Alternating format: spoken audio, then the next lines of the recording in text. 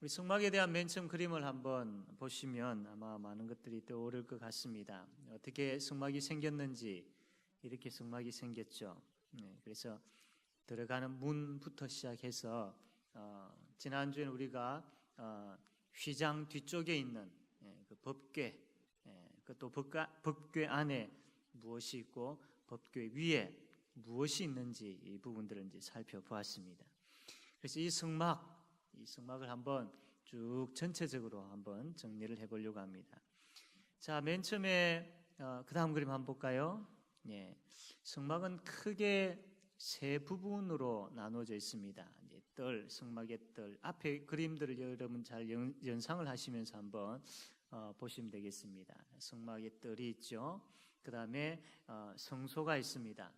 성막이라 하기도 하고 성소라 하기도 하고, 이 성소는 크게 두 부분으로 나누어지죠. 성소와 지성소로 나누어집니다. 뜰에는 울타리가 있고, 그 다음에 문이 있고, 문을 지나면 이제 번제단이 있고, 번제단을 지나면 물두멍이 있게 되어지죠. 물두멍을 지나서 이제 성소 안으로 들어갑니다. 성소 안으로 들어가면 오른쪽에 떡상이 있고, 왼쪽에 금등대가 있고, 또 중앙 쪽에는 분향단이 있고, 그 다음에 이제 지성소로 들어가려고 하면 휘장을 지나야 되죠. 휘장을 지나서 지성소 안으로 들어가게 되어지면 법궤가 있고, 또 그 다음에 법궤 위에는 속죄소, 은혜의 보좌라고 하죠. 속죄소가 있습니다. 자, 그 다음 한번 볼까요? 자, 뜰에 있는 기구를 한번 살펴봅시다. 처음에 앞에서 우리 보았던 건데, 지금 화살표가 뭐겠습니까? 울타리라고 합니다. 울타리. 세마포로 이렇게 되어 있는 울타리입니다. 이 울타리가 왜 쳐져 있느냐 하면 성막 안과 성막 밖을 구별하기 위해서입니다. 구별하기 위해서.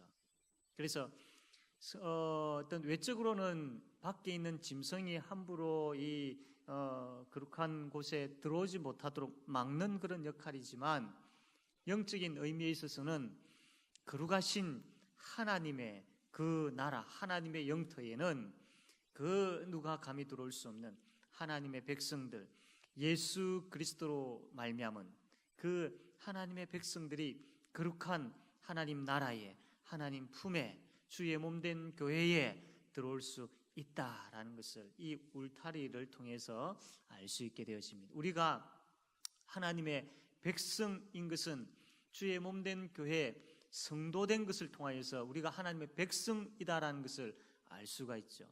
그래서 우리가 주의 몸된 교회에, 이 교회의 성도됨을 자랑해야 되고, 또 하나님의 백성된 것을 자랑할 수 있어야 됩니다. 그 다음 보면요, 이제 문이 있죠.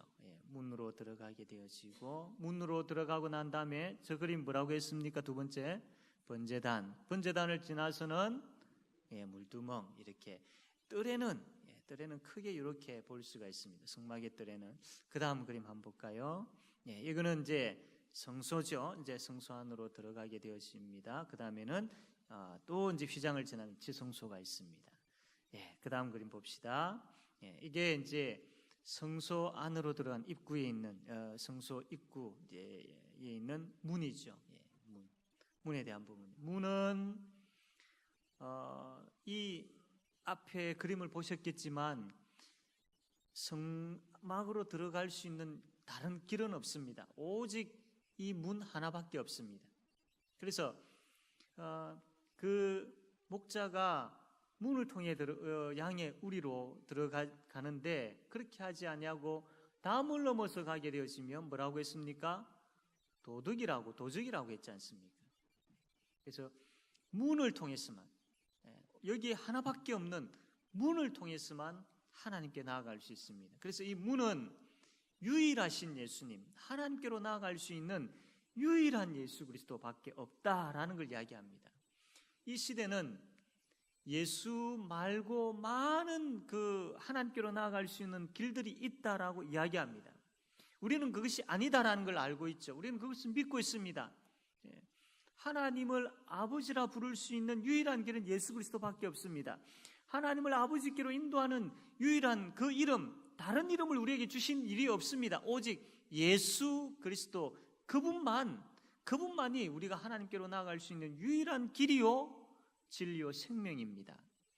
그런데 우리가 그것은 알고는 있지만 이 이단들이 워낙 이상한 교리들을 가지고 찾아옵니다. 뿐만 아니라 이 시대에 방송이라든지 책이라든지 영화라든지 이런 것들을 통해 가지고 아니야, 예수도 하나님께로 나아갈 수 있는 길이기는 하지만 예수 말고도 다른 수많은 길들이 있어. 그러므로 너는 이 예수만 고집할 것이 아니고 다른 종교도 인정할 줄 알아야 돼라고 그렇게 가르치고 있습니다. 여기에 대해서 우리가 이 분명한 신앙을 가지고 있지 아니하면, 확신을 가지고 있지 아니하면 쉽게 현혹되어지고 흔들릴 수 있습니다.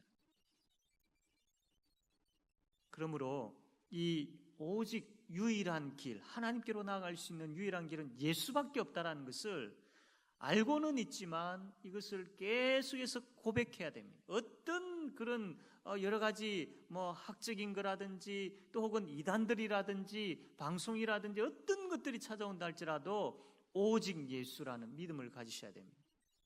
그 다음에 한번 보겠습니다. 문을 지나고 나면 번제단이 있죠. 번제단. 예수님의 십자가가 되겠죠. 십자가의 의미입니다. 살찢고 피 흘리신 그 십자가. 그 짐승을 혹시 한번 잡아 보셨습니까? 양이나 개는 잡아 보셨습니까? 예. 그냥 이렇게 그렇게 하는데 이 짐승을 잡을 때 각을 뜬다고 하지 않습니까? 각을 뜨는 거. 비참하죠. 그렇게 각을 다 떠가지고 지금 불 붙고 있는 저 번제단 위에 올려놓습니다. 그리고 그 피를 번제단에 뿌리게 되어지죠. 그리고 나중에 보겠지만 이 피를 가지고 그 속죄소 위에도 뿌리게 되어집니다. 이것은 신약 시대에 예수님의 십자가를 상징한다고 했습니다. 예수님의 십자가. 예수님께서 십자가에서 피 흘리셨던 그 보배 피라고 하지 않습니까? 그 피값, 그 은혜의 피, 능력의 피. 그 세상 사람들은 피 이야기하면 참 싫어하고 피 이야기는 잘 들으려고 하지 아니하고 피 하면 막 이렇게 현혹스러워하는 그런 경우들이 있습니다. 물론 우리도 그럴 수 있겠죠. 그러나 예수 그리스도의 피는 보배로운 피입니다. 생명의 피이기 때문입니다. 예수 그리스도의 피 흘림이 없으면 우리가 구원받지 못하기 때문이죠. 그것을 증명하고 그것을 보여주고 그것을 가르쳐주는 것이 바로 이 번제단입니다. 번제단.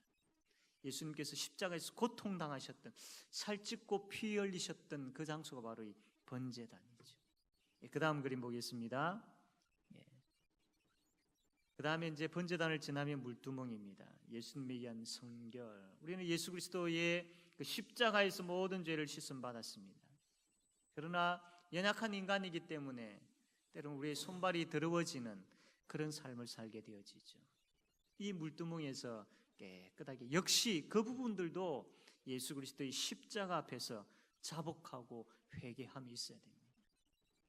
우리는 예수님으로부터 십자가에서 모든 죄를 용서받았기 때문에 뒤에 구원받은 그 이후에 짓는 죄에 대해서는 그렇게 심각하게 생각하지 않아도 돼.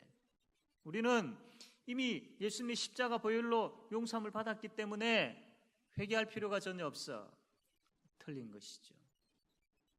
우리는 모욕은 했지만 그러나 손발의 더러움에 대해서는 참 우리가 우리 죄를 고백할 때에 미쁘시고 의로우신 하나님께서 우리를 모든 불의에서 깨끗하게 해주십니다. 물론 예수 그리스도의 십자가 피공로로 말미암아 해주시죠. 그래서 우리는 날마다 회개하는 삶을 살아야 됩니다. 이게 물두멍의 의미죠. 그 다음 그림 보겠습니다. 이제 물두멍을 지나면 이제 성소로 들어갑니다. 성소는 크게 성소와 지성소로 나누게 되어지죠. 그래서 여러분 오른쪽에 있는 부분들이 이제 성소이고 왼쪽에 있는 부분들이 지성소입니다. 그 다음 그림. 이제 성소의 기구들을 한번 보겠습니다. 첫 번째가 저게 뭐겠습니까? 떡상입니다. 자, 여기 성소 안에 있는 이 떡상은 무엇을 상징합니까? 예수님의 무엇을 상징할까요? 예수님의 몸을 상징하기도 하면서 예수님의 뭘 상징할까요? 말씀, 예수님 말씀을 상징해요. 떡을 먹지 않습니까? 예수님께서 나는 산떡이다라고, 생명의 떡이다라고 말씀하셨죠. 우리가 그 생명의 떡이신 예수님을 먹어야 됩니다. 생명의 떡이신 예수님을 먹는 거예요. 어떻게 먹을 수 있습니까? 말씀을 받는 거예요. 예수님의 말씀이 나에게 임하고 그 말씀이 내 속에서 능력으로 역사하고 그리고 그 말씀을 통해서 내가 변화되어지고 그 말씀을 따라 살아가는 것, 이 말씀을 먹는 겁니다. 이것을 우리가 예수님의 말씀을 먹고 예수님의 말씀의 생명을 통해서 우리가 살아가게 되어진다라는 것을 보여주는 그 장소가 바로 성찬 장소이죠. 성찬식은 우리가 떡을 먹지 않습니까? 예수님을 먹는 겁니다. 말씀을 통하여서 우리가 예수님의 말씀을 통해서 우리가 예수님을 먹는데 이것을 성찬식에서는 그 떡을 먹음을 통해서 이 말씀이 실제적으로 보여진 눈으로 말씀은 우리가 귀로 듣는 부분들이라면 성찬은 그 예수님을 눈으로 보는 그런 시간, 은혜의 시간들이죠. 예수의 말씀이 우리에게 힘을 주고 예수의 말씀이 우리의 앞길을 보여주시고 예수의 말씀이 우리 삶의 능력이 됨을 믿으시길 바랍니다. 맞은편에는 뭐가 있습니까? 금등대가 있죠. 금등대가 있습니다. 등대는 빛을 발합니다. 성소 안에는 형광등이 있다고 했습니까? 없다고 했습니까? 없죠. 창문이 있습니까? 없습니까? 없죠. 그래서 유일한 빛입니다. 빛 대신 예수 그리스도. 우리는 어두움이었죠. 이 어두움에 빛이 비추어졌습니다. 옛날에 요즘 잘 안 하는 밤에 이렇게 전체적으로 불을 끄는 그런 훈련들을 했지 않습니까? 그래서 무슨 동에 불이 켜졌는지 막 이렇게 경쟁을 하기도 하고 뭐 그렇게 했습니다. 비행기가 날아다니면서 어디에 불이 켜졌는지 사진을 찍기도 하고 뭐 그런 적이 있습니다. 그때 다 온 마을이 불을 다 끄고 나면은 어두컴컴하죠. 앞이 잘 보이지 않습니다. 근데 그때 이제 사이렌 소리가 나고 그 훈련이 끝나면 제일 먼저 어느 한 집에서 백열등을 딱 켰을 때 그렇게 밝을 수가 없습니다. 훤하죠. 어둠인 우리의 빛이 찾아왔습니다. 죽음과 지옥과 사망과 괴로움과 고통과 이런 말할 수 없는 그러한 것에 빛이 찾아왔습니다. 빛이. 그래서 그 빛이 비춰지니까 죽음과 괴로움과 고통과 어두움과 눈물과 이런 것들이 다 사라져버린 거예요. 해방된 겁니다. 자유롭게 되어진 겁니다. 이걸 구원이라고 하는 겁니다. 빛 대신 예수님께서 우리에게 찾아오셔서 그 죽음, 그 어두움에 빛을 비추어 주셔서 우리가 살아나게 된 겁니다. 그 삶이, 그 생명이 저와 여러분에게 있음을 믿으시기를 바랍니다. 그리고 이제 중앙으로 가게 되어지면 저 뭐겠습니까? 분향단이죠. 분향단은 예수님의 중보 기도를 이야기합니다. 물론 우리의 기도를 하나님께서 받으시는 것, 우리의 기도를 하나님께 올리는 것도 이 분향단의 의미이기도 하지만 또 한편으로는 우리를 위해서 중보하시는 예수님, 우리를 위해서 중보하시는 예수님, 그 예수님입니다. 예수님은 우리를 자랑하시는 분이시죠. 예수님은 하나님께 우리를 막 소개하시는 분이십니다. 예수님은 우리를 위하여서 하나님 앞에 강구하시는 분이시죠. 얼마나 든든하십니까? 때로는 우리가 지칠 때가 있죠. 때로는 낙심할 때가 왜 없습니까? 많지요, 있지요. 우리가 낙심하고 지치고 힘들어하는 그 상황 속에서도 우리 예수님은 신실하게 언제나 동일하게 변함없이 우리를 위해서 하나님 앞에 간구하시는 분이십니다. 그분이 우리에게 있다는 것은 너무나도 든든한 것이죠. 그 분향단입니다. 그 다음 그림 한번 볼까요? 이제 지성소로 들어가는데 지성소 들어가기 전에 무엇이 있다고 했습니까? 휘장이 있죠. 휘장입니다. 휘장이 예수님께 십자가에 못 박혀 돌아가실 때 위에서부터 아래로 찢어졌죠. 휘장은 예수님의 몸을 상징한다고 했습니다. 십자가에서 예수님께서 몸을 찢으셨습니다.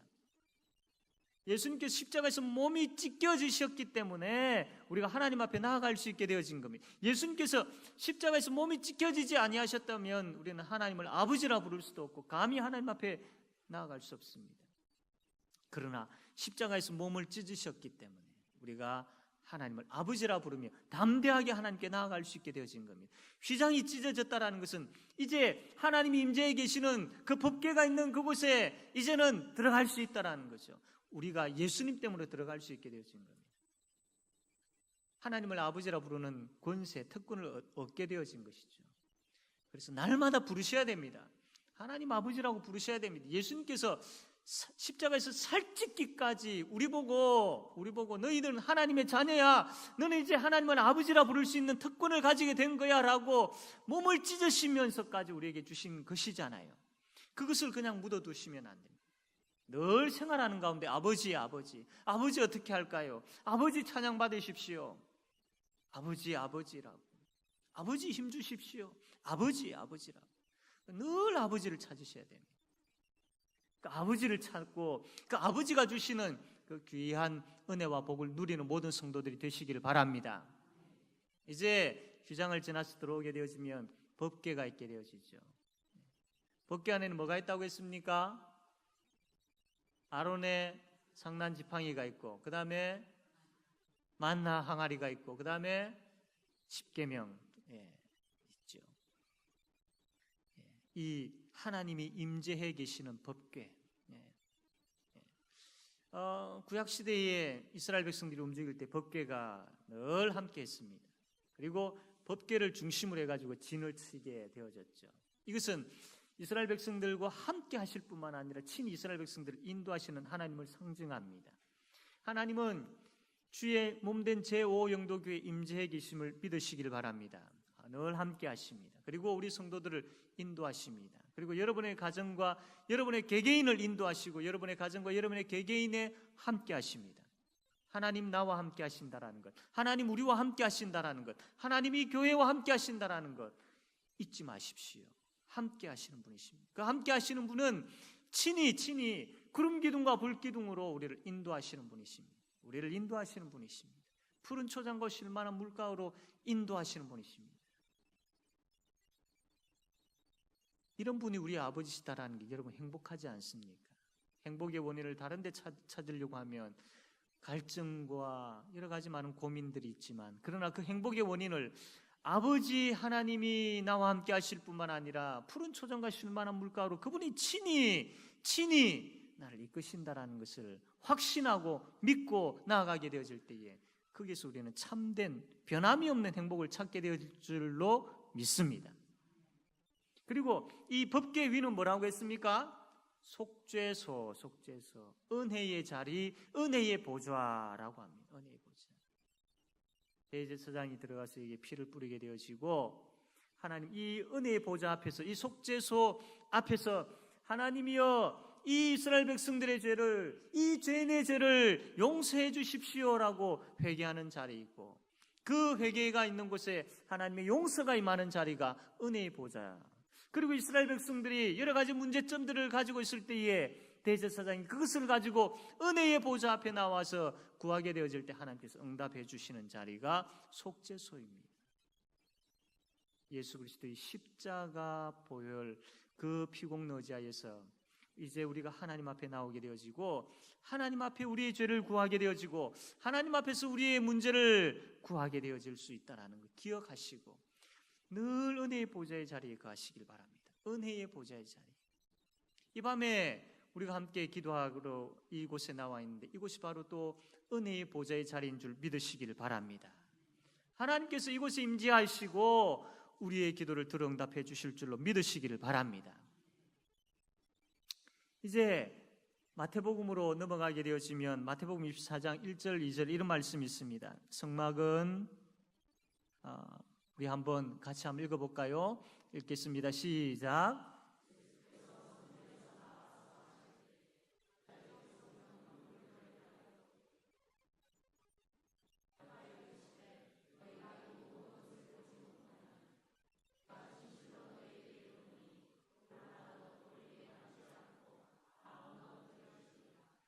아멘. 시간이 많이 가서 짧게 말씀드리겠습니다. 이제 예수님께서 오셨습니다. 그러면 예수님의 역할을 했던, 예수님을 상징했던 성막은, 성전은 이제는 예수님 뒤로 물러가야 됩니다. 물러가야 됩니다. 예수님이 오셨으니까. 물론 구약 성경을 통해서 성막에 관한 말씀을 보면서 예수님이 어떤 분이신지, 그리고 이 말씀을 통해서 예수님의 그 십자가 구원이 어떤 것인지를 깊이 알게 되어지고, 이 성막에 관한 말씀을 통해서 우리는 예수님께로 더 가까이 나아가는 은혜를 누려야 됩니다. 그러나 성막, 성전이라는 그 건물 자체는 이제는 예수님 뒤에 가려져야 됩니다. 사라져야 됩니다. 없어져야 됩니다. 유대인들은 이것을 하지 못했습니다. 유대인들은 예수님이 오셨다는 것을 믿지 않았기 때문에 성전을 그대로 간직하고 있었습니다. 그래서 이 성전에서의 제사를 통해서 자기들은 구원을 얻을 수 있다라고 착각하고 있었던 것이죠. 그래서 성전에서의 제사를 이들은 자랑했던 겁니다. 하나님 그것을 원치 아니하시지요. 이제 예수님께서 오셨기 때문입니다. 그러므로 우리의 예배가 형식의 예배나 자랑의 예배나 이러한 예배가 되어지지 않기 위해서는 철저하게 예수 중심이 되어야 됩니다. 철저하게 예수님 찾아야 되고 철저하게 예수님께로 나아가야 됩니다. 우리의 예배의 자리에, 우리의 그 예배의 자리에 모여 있는 성도들의 심령 속에 예수로 충만하게 되어질 때에 그 예배는 천국 잔치의 예배가 될 줄로 믿습니다. 예수 없는 예배는 유대인들과 똑같이 되어버리는 것이죠. 그러므로 늘 예수 중심, 늘 예수 충만, 늘 예수의 말씀, 그것 가지고 하나님 앞에 나와야 되고 그 가운데 예배 드릴 때에 은혜가 충만하게 될 줄로 믿습니다. 이 시대는 예배와 기도와 섬김과 봉사가 점점 식어지고 사라져가고 있습니다. 그 원인 중에 하나가 역시 바로 예수 중심이 되지 못하기 때문입니다. 예수 중심이 되지 못하기 때문입니다. 찾아야 됩니다. 두드려야 됩니다. 부르짖어야 됩니다. 매달려야 됩니다. 예수님. 이 밤도 우리가 기도하러 여기 나왔사오니 예수 없는 기도는 아무 소용이 없습니다. 우리가 예수 그리스도 이름으로 하나님 앞에 나아가오니 하나님이여 이곳에 우리와 함께하고 계시는 예수님 보시고 이 기도가 하나님 앞에 상달되어지는 기도 되게 하여 주십시오라고 이 믿음 가지고 이 밤도 부르짖는 저와 여러분 되어지기를 바랍니다. 이 시간